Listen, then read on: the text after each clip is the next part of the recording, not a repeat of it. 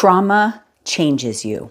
Grief changes you. And I know that change is hard, but can it be good? Can we change for the better? Can we grow stronger? There's two terms that I'm going to talk about today: post-traumatic growth and post-traumatic stress disorder, PTSD. In mental health space, we talk a lot about PTSD. The news talks a lot about PTSD, but can it be PTG, post-traumatic growth? My name's Christy Bundukumar. I'm a psychiatric nurse practitioner, but more importantly, I have been through trauma and grief, traumatic grief to be specific. I have lost 3 children and my husband over the course of 20 years. And you can watch some of my other videos to get the deeper story, more personal story of that. But today I want to talk about how do you take that grief, that pain, that trauma, and grow from it. I'm going to say something that is controversial, and it might even trigger you. But give me a chance to explain that whether it is post-traumatic growth or post-traumatic stress disorder, ultimately is a choice. And I know that is triggering to hear that, to say that, because I am there, I've been there. I am growing from my trauma, but I have also been diagnosed with PTSD. Okay, so both can be true, but I don't want you to get stuck in the PTSD. Can we grow from that? How do we grow from that? I teach something called the Mentally Strong Method, and we kind of separate things into categories. Triggers is a category, right? Triggers are these external things that push an internal button that causes an emotional reaction. We actually have no control over our triggers. We can avoid triggers. You could have stopped watching when I triggered you, right? But if we can learn to what the buttons are, I call those core connections. Some people call them limiting beliefs. Some people call it the inner child. It doesn't matter. It's those internal buttons. If we can learn how to self-regulate those triggers, we can respond better. But it's not just about having that resilience and strength and pushing through. What are those buttons? Grief and trauma are 2 separate categories in the Mentally Strong Method, and I talk a lot about being able to separate these. So my story of losing my children is both traumatic and it's grief. And in grief, we feel the pain and hold it close, cherish that relationship. In trauma, we process and release. You see how if they're enmeshed, you end up holding on to your trauma. This is something that we work through over time. What I want to talk about in this video specifically is the negative talk. And all of the research around post-traumatic growth and PTSD is like, how do you tell your story? Let's talk about someone who has been to war and has experienced unimaginable trauma in the confines of another country, the political atmosphere around war. And oftentimes they have experienced multiple deaths, not just one, sometimes of people very close to them, and sometimes personally them hurting someone else, right? Very, very complicated trauma in war. Separating that trauma and grief, we talk a lot about that in other videos, but how are you telling that story? There's 3 main ways that people tell a story of their trauma. The hero story. If the story that they tell is one of being a hero in war, they are more likely to come out with post-traumatic growth than PTSD. If they tell their story as a healer, they are more likely to come out with post-traumatic growth than PTSD. If they tell their story as a victim, they are more likely to come out with PTSD than they are with post-traumatic growth. Right? So how we tell our story. Now, your story may be of seriously being a victim. And I get that. And I feel like that as well. Losing 3 children and my husband, not a victim to a specific person or political. Mine was with God. Like, how can you allow so much tragedy and loss to one mother? And sometimes on my bad days, still feel like a victim to God's plan. Okay. So I'm not saying have these delusions and magical thinking about being a healer and a hero. But can you change the story? Can you change the narrative that you tell, not just how you tell your story to other people, how you tell your story to yourself? And I can share with you that as I have wrestled with God, and as I have felt the pain of my grief, processed my grief, cherished my relationship, done things to try to let go of the trauma, I can tell my story as a healer. I can say, I had the opportunity to raise some amazing children. And the story of my son is 10 years of medical trauma, and I did everything to try to save this boy.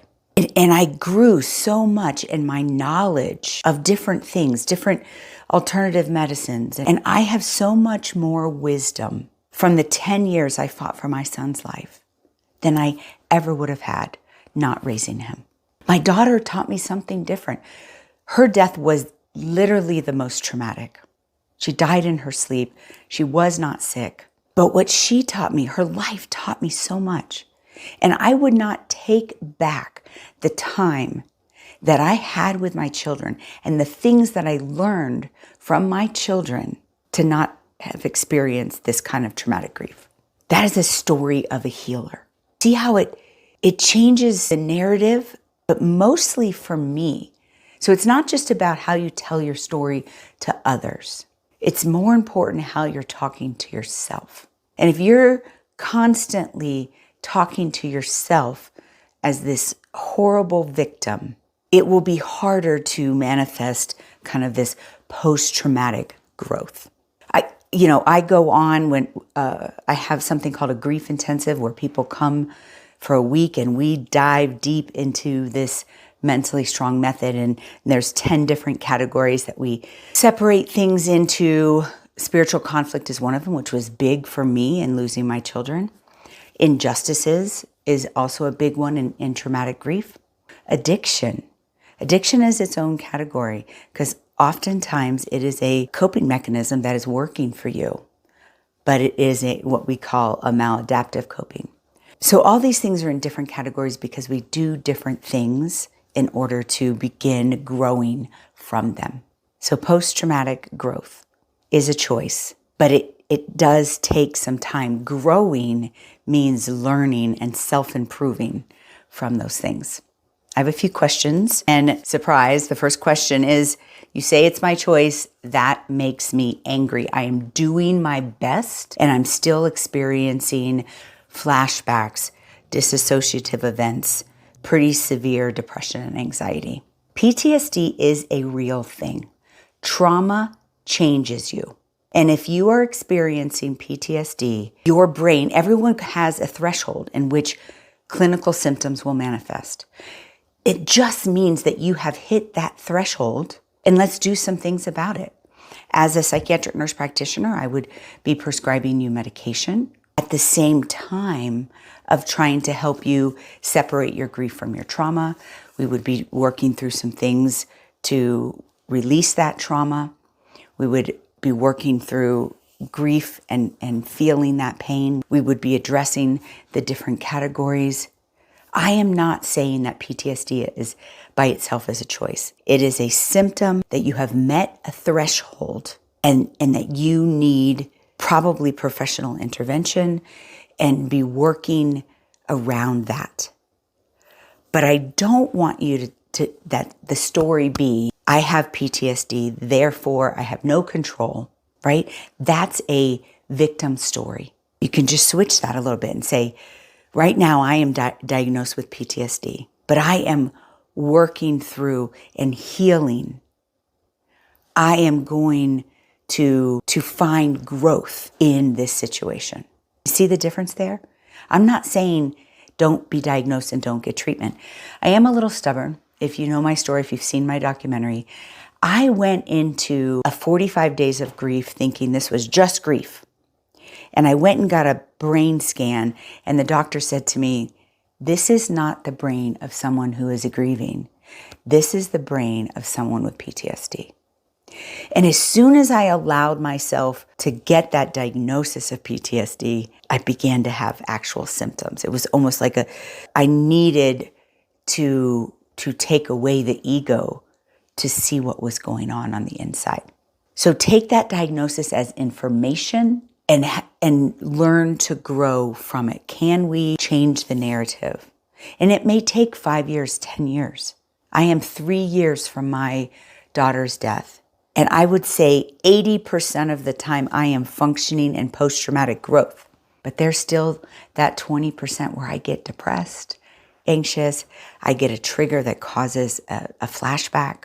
And I feel like I have no control of that. But I take it as information that there's still more work to be done.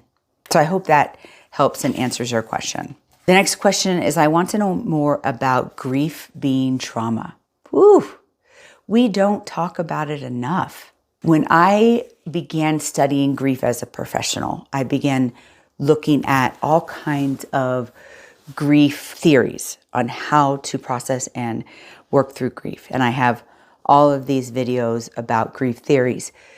But I tell you, as I was researching that, I was getting triggered. Like, this person, whoever wrote this, has never lost a child. Whoever wrote this has never lost a child. Whoever wrote, like, every time I would read one, I'd be like, whoever wrote this, you don't understand me. And it wasn't until I had that brain scan and the doctor said, you have PTSD, that I realized I have to treat my grief as trauma. But then as I tried to treat my grief as trauma, I was holding on for dear life because I love my children so much, I am not letting go of that pain. But what I realized is I was holding on to trauma. And so when I say separate the grief from the trauma, when I'm feeling like, oh my gosh, I miss Maya so much.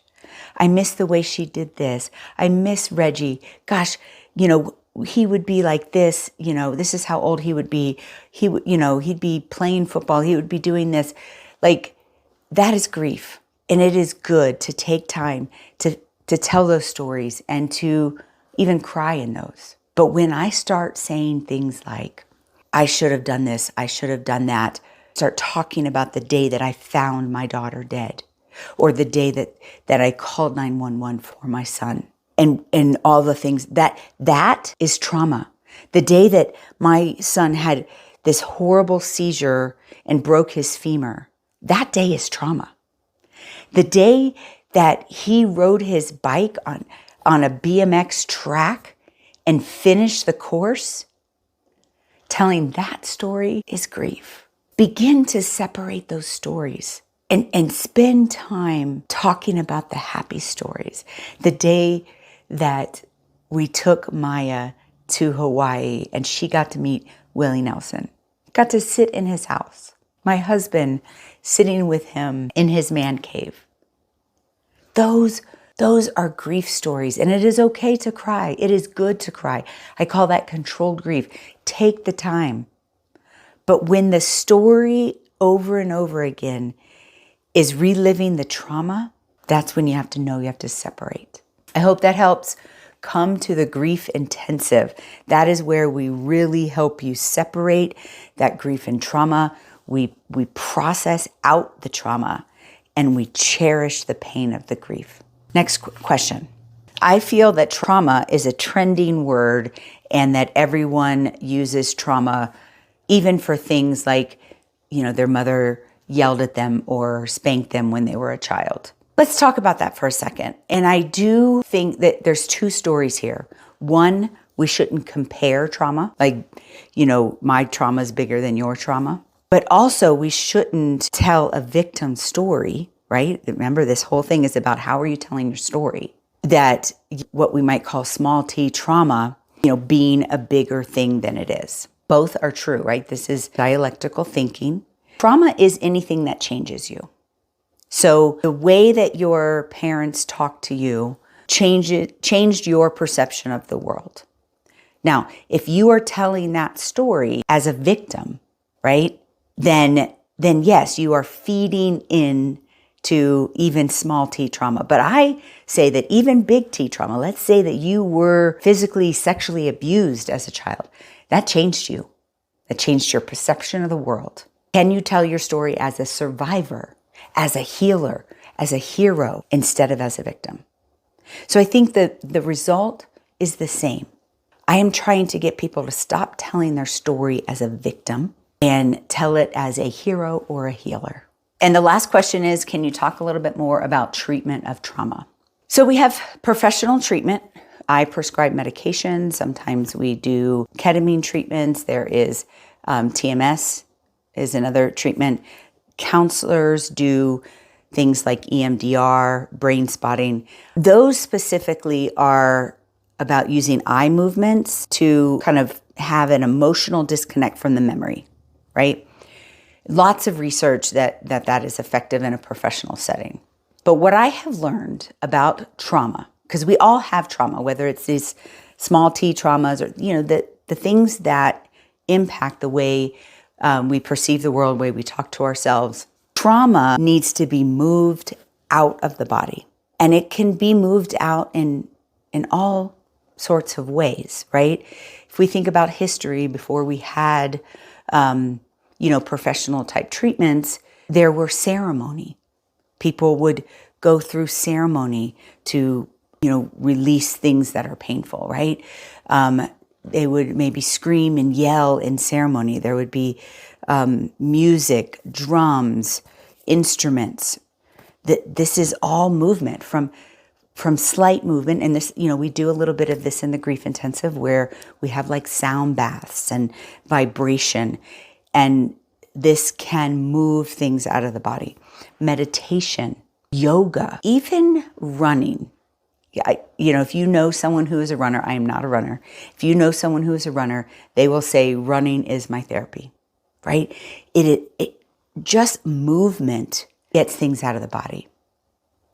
I can tell you when I'm in a bad place, when I'm having what I call a grief relapse, I don't move enough. I sit around the fireplace and I talk negative, right?